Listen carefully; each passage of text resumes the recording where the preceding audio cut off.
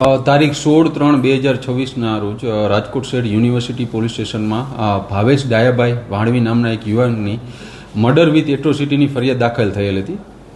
આ ગુનામાં અત્યાર સુધીમાં 3 આરોપીઓની ધરપકડ થઈ ચૂકેલ છે, જેના નામ છે રવિ જોગરાણા, ગોપાલ જોગરાણા અને સાગર જોગરાણા. આ ગુનાના મુખ્ય આરોપી હમીર મેરાભાઈ જોગરાણા બનાવના સમયથી જ નાસ્તો ફરતો હતો. માનનીય CP sir, additional CP sir તથા ડીસીપી ક્રાઇમ જગદીશ બાંગરવા સરે આ ગુનાના આરોપીઓને તાત્કાલિક પકડવાની સૂચનો કરેલ હોય, જેના અનુસંધાને રાજકોટ સિટી ક્રાઇમ બ્રાન્ચની અલગ અલગ ટીમો આ ગુનાના આરોપીઓને પકડવા માટે પ્રયત્નશીલ હતી. ત્યારબાદ ટેકનિકલ સર્વેલન્સ તથા હ્યુમન ઇન્ટેલિજન્સની મદદથી આ ગુનાના મુખ્ય આરોપી હમીર જોગરાણાને અંકલેશ્વરથી પકડવામાં રાજકોટ સિટી ક્રાઇમ બ્રાન્ચને સફળતા મળેલ છે.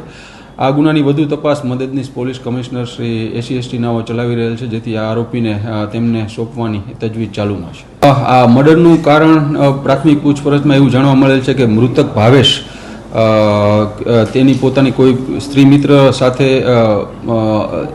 મિત્ર હતી, તેની સાથે આ આરોપી હમીરને પણ પરિચય થયેલ હતો. ત્યારબાદ બંનેના ખૂબ ઝઘડા થતા હતા. આ ઉપરાંત મૃતક ભાવેશ દ્વારા આરોપી હમીર પાસેથી 5 લાખની માંગણી પણ કરાયેલ હતી, જેના આધાર વધારે ઝઘડા થતાં તેને આ મર્ડરનું કૃત્ય કરેલ હોવાનું પોતાની પ્રાથમિક પૂછપરછમાં જણાવેલું છે.